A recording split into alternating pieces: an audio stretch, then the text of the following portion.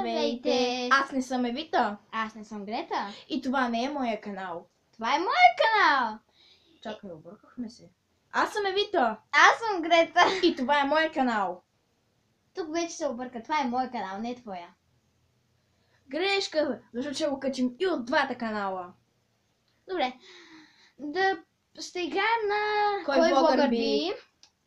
Първият въпрос е... Кой влогър те е карал да се смееш на глас? глас. Ние ще ги пишем на тези листчета.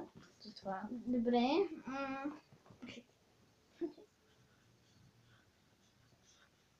Трябва да се обърнем и да не си гледаме. Не, за кой да се гледаме? Добре, аз го написах. И аз. Вторият въпрос е според нас кой влогър биха били добра двойка? Кои де? Кой? Аз.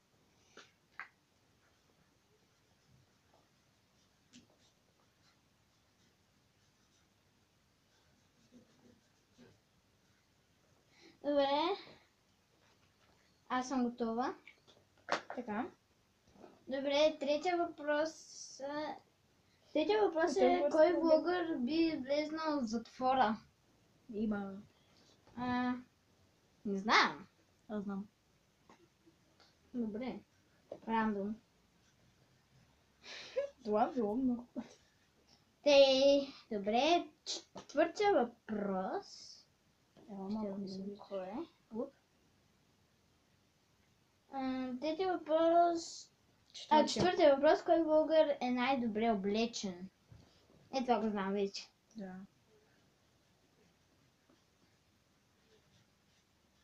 Така. Знаете, аз не пиша красиво в момента. Запомня. То кой пише? Пети въпрос пред нас. Кой влогърка е най-добър сваляч флиртаджия? О! Добре.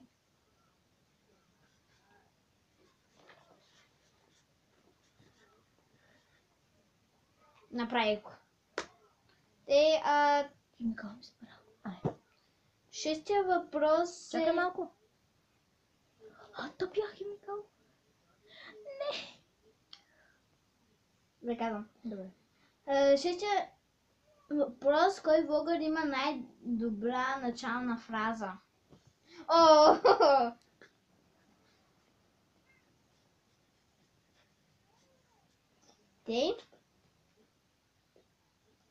Седми, кой е най-голямото парче живота? Например, кой най-много изглежда просто да обича купони. Това го знам.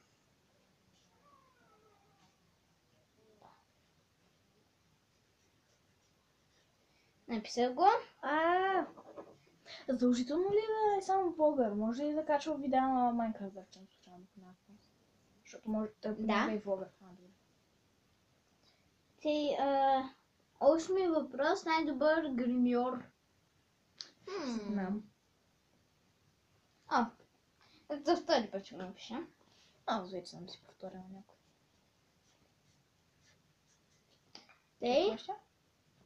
Сега ще видим следващия.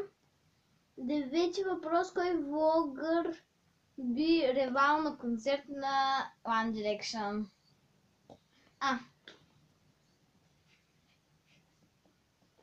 Готово.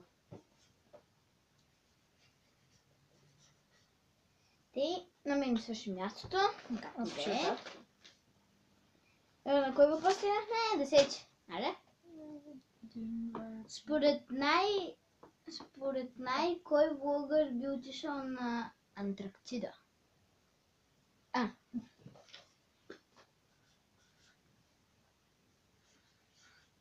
Определена е тази.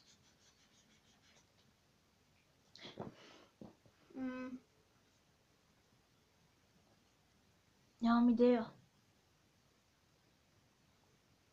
Пиши някой рандом. Добре, сега 11-ти въпрос. Ако влогърите бяха група оцеляващи като в The Walking Dead, кой бил лидера и кой бил умрял първи?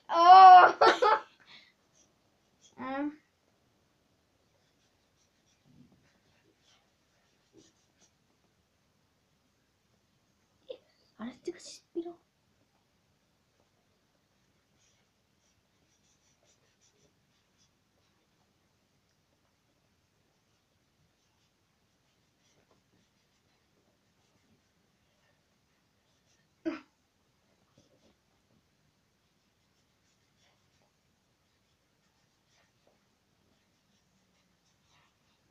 Написах го.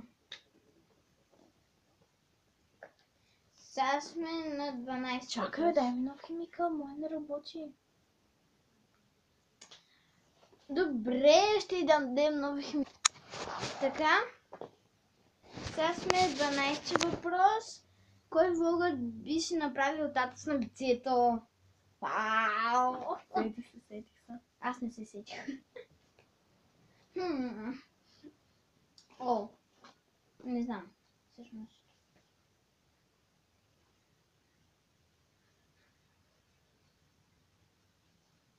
Готово. Чакай.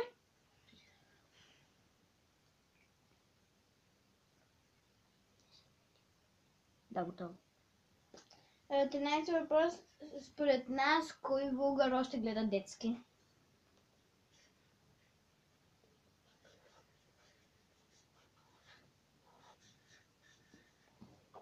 Готово. 14 въпрос. Кой влогър би се снимал за Playboy? Сетих се. Не.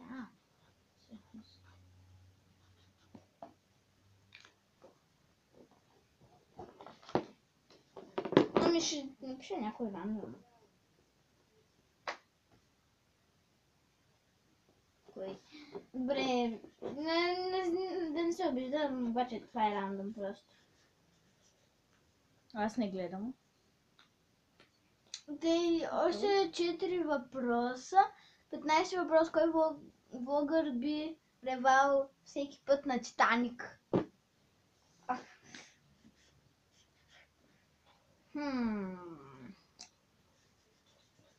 Ти за трети път го пиша. Ти може да си го поправим въпросите всъщност. Мисля, че да.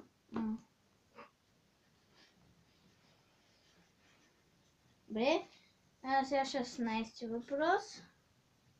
16 въпрос, на кой влогър би му подхождало да бъде вампир? Това да знам. Yes. Готова съм. И аз 17 въпрос, предпоследния. Най-добра усмивка. Ще го пиша за 100 път. Написал го. Yes. Последният въпрос, кой влогър би се филмирал за най-малкото? Не знам.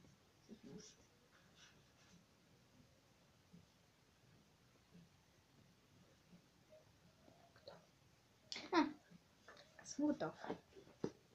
Добре. И аз съм готова. Така, сега да видим. Първи въпрос беше... Кой влогър те кара да се смееш на глас? А ти какво написа? Папа Бум. Аз написах Цуро. Добре, втори въпрос пред нас. Кой влогър биха били добра двойка? Аз написах Стефи Стан.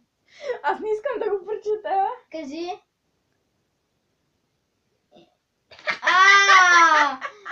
Тя беше написала, трябва да кажеш. Тя беше инстант и тя. Аз бях първият влогър, който ми посещах много. Той ми е любимия влогър. Дера знам, аз не знам нищо влогър, освен Стефи. Те са двойка. Трети въпрос, кой влогър би влезнал в затвора? Не знам защо. Написах Папа Бум. Цуро. Какво? Четвърти въпрос, кой влогър е най-добре облечен? Аз написах Стефи. Аз написах Инстант.